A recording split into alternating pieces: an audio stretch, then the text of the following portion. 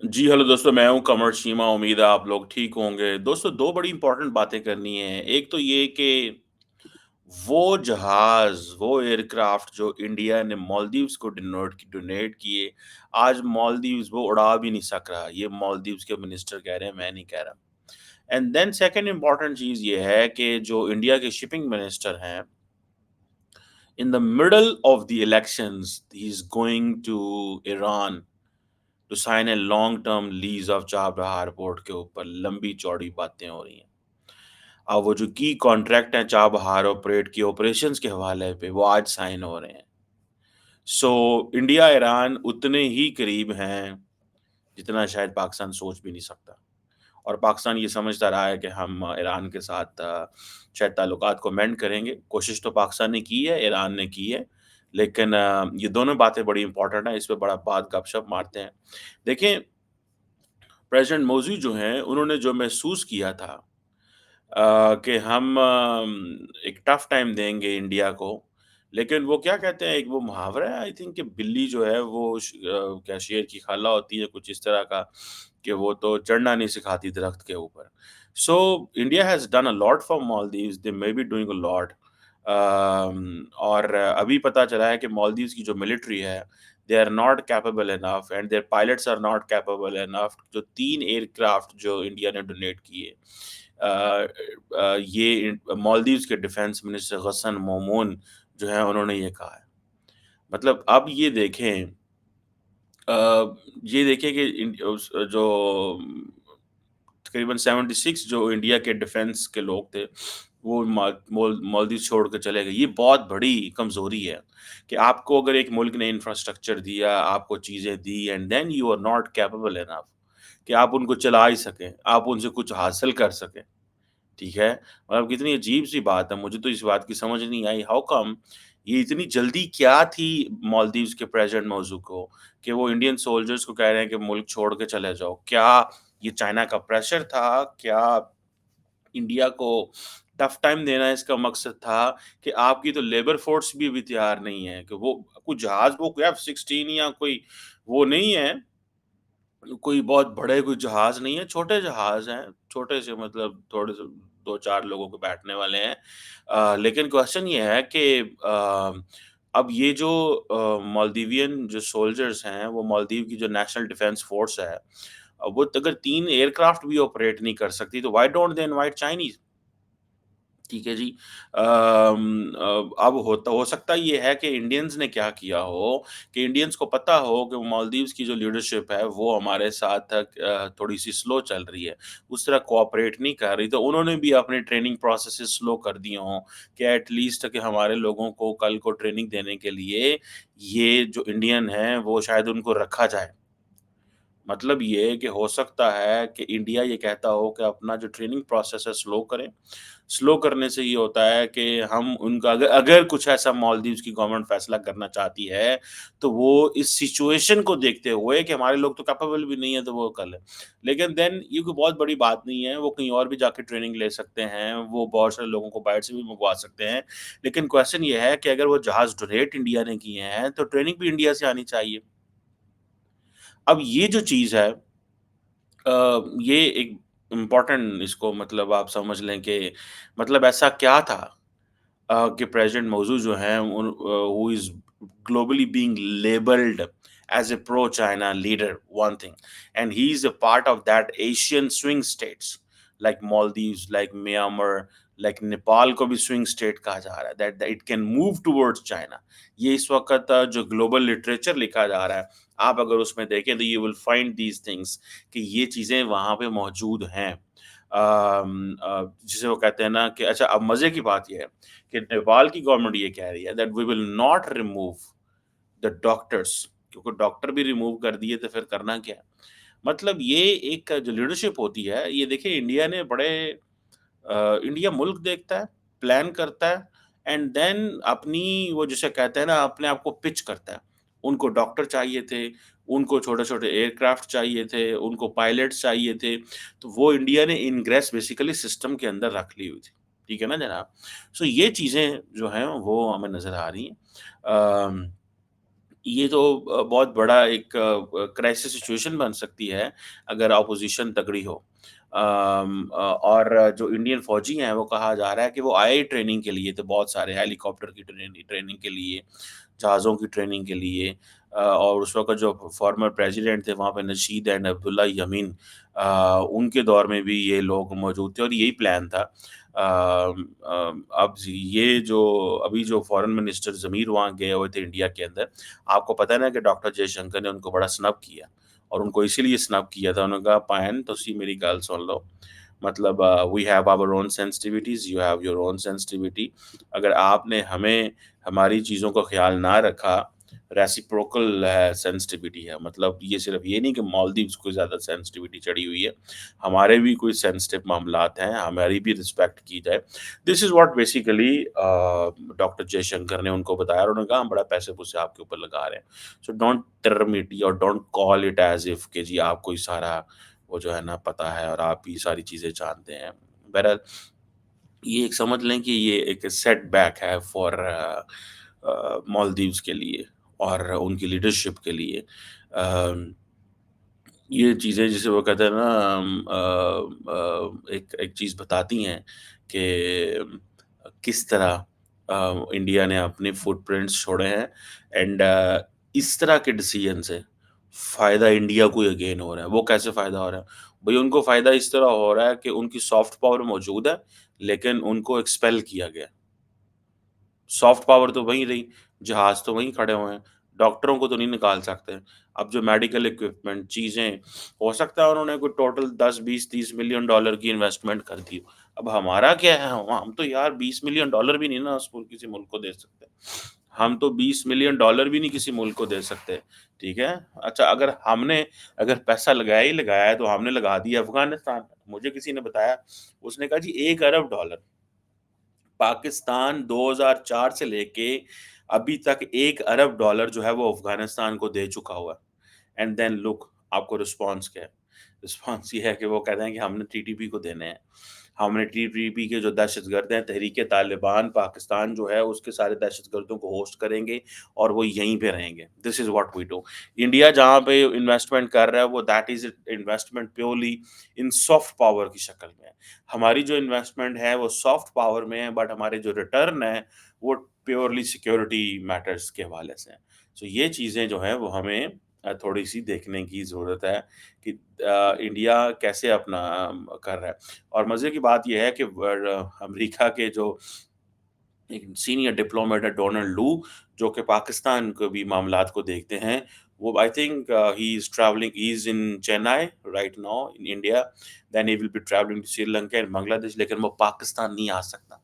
Because अगर वो पाकिस्तान आता है, तो उसके ऊपर इल्ज़ाम ये है कि इमरान खान साहब ने लगा दिया कि पायन ये बंदा जेड़ा इसने मेरी हुकूमत गिराने के लिए फ़ौज के साथ साज़बाज़ की और इसने कहा। कितनी बड़ी बदकिस्मती है कि अमरीकी जो हैं, जिनके साथ हमारे बहुत करीब ताल्लुकात होने चाहिए, जिनसे हमारा बहुत अच्छा ताल्लुक रहा है माज़ी के अंदर भी, वो जो हैं वो क्या कर रहे हैं, क्या सोच रहे हैं, और दुनिया रीजन में किस तरह कनेक्ट हो रहे हैं और हम उनको मौके दे रहे हैं कि आप इस खित्ते में ना आइएगा। हम उनको मौके दे रहे हैं कि तुसी इत्थे ना आना। आप जिधर मर्ज़ी जाओ, हमारे पास मत आना। That's what we do.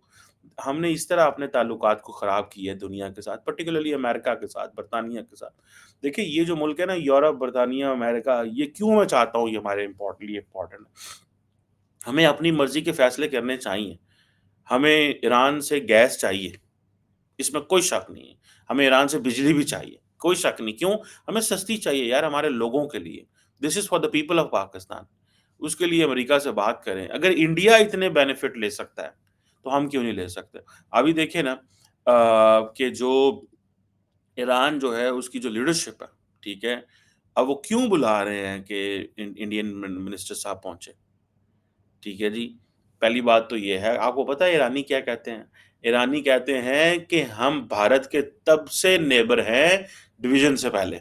मतलब जब पाकिस्तान जो था, it used to be part of India और हम सारे इकट्ठे होते थे, तो तब की वो कहते हैं हमारे हालात हैं, अच्छे हैं। समझ रहे हैं आप बात को? सो इंडिया इसलिए तो कहता है कि सेंट्रल एशिया को भी अपना नेबर कहता है, लेकिन पाकिस्तान को नहीं मानता। ये एक मज़े की बात है, ठीक है? वो कहते हैं अच्छा ये तो पाकिस्तान तो हमारा हिस्सा होता था, हम इंडिया होते थे। ये so we were together so they left us now ये चीज़ है।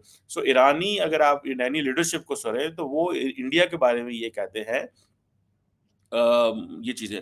अच्छा इंडिया ने क्या किया? इंडिया है तो स्मार्ट। इंडिया ने क्या किया कि इंडिया ऑयल इम्पोर्ट नहीं कर रहा, ठीक है? लेकिन India is working on a connectivity के ऊपर फ़ोकस कर रहा है। बिकॉज़ उसकी वजह ये है, ठीक है जी, कि इंडिया ने 10 साल का ये जो पैक्ट है चाबहार के हवाले से, इसमें आपको याद होगा जनवरी-फरवरी में डॉक्टर जयशंकर जो थे, वो भी ईरान गए थे।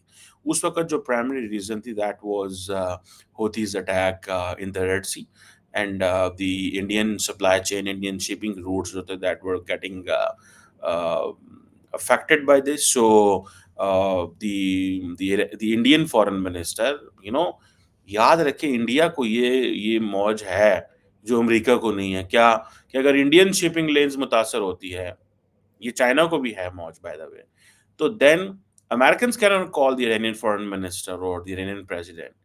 उन्होंने जहाज ही भेजने हैं। इंडिया क्या करता है, इंडिया फ्लाइट लेता है, फॉरेन मिनिस्टर जाता है, जाके रिक्वेस्ट करता है, पाया ना बंदे मेरे छाड़ दो। जस्ट रिसेंटली आपको याद होगा कि प्राइम मिनिस्टर अभी इज़राइली जो जहाज़ पकड़ा गया था, जिस दिन ईरान ने इज़राइल पे हमला किया, तो उसी दिन उन्होंने एक जहाज़ भी इज़राइल का पकड़ा, दैट वाज़ ए पोर्चुगीज़ जहाज़ registered in London but owned by an Israeli, ठीक है? So that was the point जिसको उन्होंने कहा कि वी हैव टू इस तरह की चीज़। बहरहाल अभी ये जो मिनिस्टर साहब ईरान के इंडिया के जो हैं जो क्या नाम है उनका minister of ports and shipping हैं सरबनादा सोनोवाल साहब। वो जो हैं in the middle of the elections, do not under estimate this, in the middle of the elections when दुनिया जो है वो कर रही है, सारा प्लान कर रही है, चीज़ें हो रही हैं, तो तब वो दे आर ट्रैवलिंग और उनको अब समझ आ गई है कि भाई ईरान के साथ हम कनेक्टिविटी पे तो बात करेंगे, बाकी तेल लेना थोड़ा मुश्किल है क्योंकि इंडिया भी अमेरिका से डरता है भाई। इंडिया को पता है हमारे और बहुत सारे काम हैं, तो तेल ना भी लेंगे तो क्या फ़र्क पड़ता है, हमने रशिया से तेल ले लिया। सो इंडिया ओपनली हर जो है अमेरिका को अनॉय नहीं कर सकता। पाकिस्तान तो बिल्कुल ही नहीं कर सकता, लेकिन अब ये जो चाबहार पोर्ट है, इंडिया को चाहिए कनेक्टिविटी। ठीक है? और वो कनेक्टिविटी जो है इंडिया को चाहिए।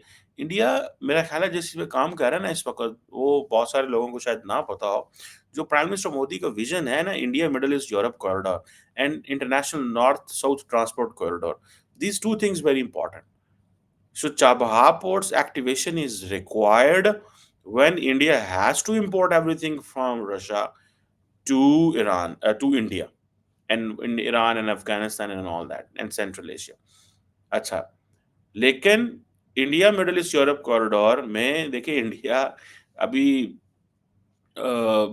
आप देखें कि इंडिया बड़ी खूबसूरती से मोहम्मद बिन सलमान और मोहम्मद बिन ज़ायद को भी नरेंद्र मोदी जफ़ियाँ डाल रहे होते हैं और प्रेसिडेंट रईसी ऑफ ईरान को भी जफ़ियाँ डाल रहे होते हैं। लेकिन ईरानियों को ज़रा नरेंद्र मोदी साहब हल्की जफ़ी डालते हैं। उसकी वजह ये है कि ईरानी थोड़े और स्टाइल के लोग हैं, ठीक है? सो बहरहाल ये that is something very, very, very interesting. Uh ये एक चीज़ है ज़ाती तौर पर मैं ये समझता हूँ।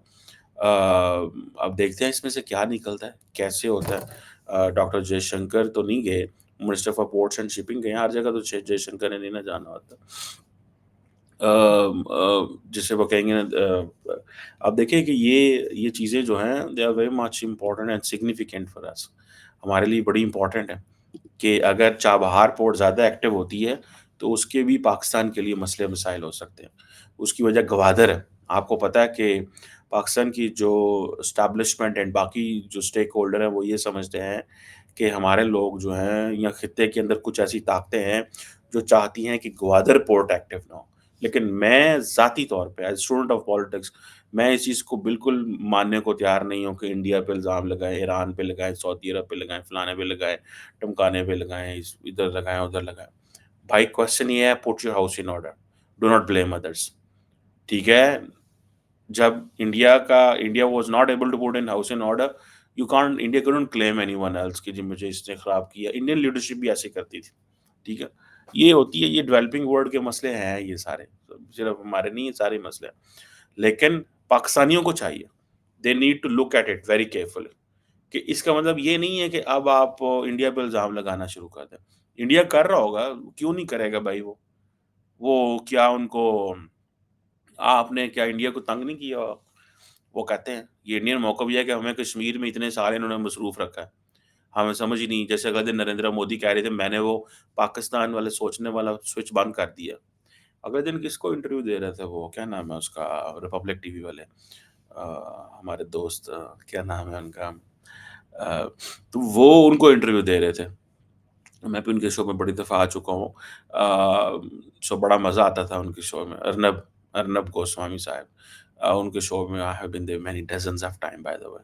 और लेकिन अब अर्नब गोस्वामी को बता रहे थे वो कि भई मैं तो पाकिस्तान के वो सोचने वाला बंद कर दिया है। सो पाकिस्तान को कुछ ऐसा करना चाहिए कि नरेंद्र मोदी दोबारा सोचें। मज़ा तो इस चीज़ में है ना, मज़ा इस चीज़ में नहीं है कि जी अच्छा उन्होंने सोचना बंद कर दिया तो बस ठीक है, बंद कर दिया तो बंद कर दिया। एक ही गल हुई। ये चीज़ें जो हैं दे आर वेरी इम्पोर्टेंट, परेशान-कुन है, तकलीफ़देह हैं, मुश्किल है। मतलब टू बी फ्रैंक एनफ मैं अपने दिल की बात कर रहा हूँ, मुझे किसी से कोई वो नहीं है। जब मैं ये देखता हूँ कि हमारा ग्वादर पोर्ट तो बंद है, लेकिन ईरान का चाबहार पोर्ट चल रहा है एंड ईरान हैज़ सैंक्शंस, तो हम फिर क्या करें भाई? सानू की लब्बा। मतलब ये तो कोई बात ना हुई, अनफॉर्च्यूनेटली अनफॉर्च्यूनेटली। इस चीज़ पे फ़ोकस करने की ज़रूरत है एंड देन सारा टाइम उन पे इल्ज़ाम लगाने की ज़रूरत नहीं है दुनिया पे। अपने ऊपर भी कोई ज़िम्मेदारी लें, ठीक है? इतनी बड़ी स्टेट, इतनी बड़ी फ़ोर्स, इतनी बड़ी फ़ौज, इतने बड़ा इंफ्रास्ट्रक्चर, इतना बड़ा security apparatus putting billions of dollars into it, and we can't safeguard our interest and we can't take care of the people. So let's not put everything on others. Onus of every bad thing should be on us, and onus of every good thing वो भी लेना ज़रूरत है। ये नहीं कि भैड़ियां चीज़ां लोगों ਦੀਆਂ ਤੇ ਚੰਗੀਆਂ चीज़ां साड़ियाँ। ये जो हमारा माइंडसेट है इससे थोड़ा बाहर आने की ज़रूरत है।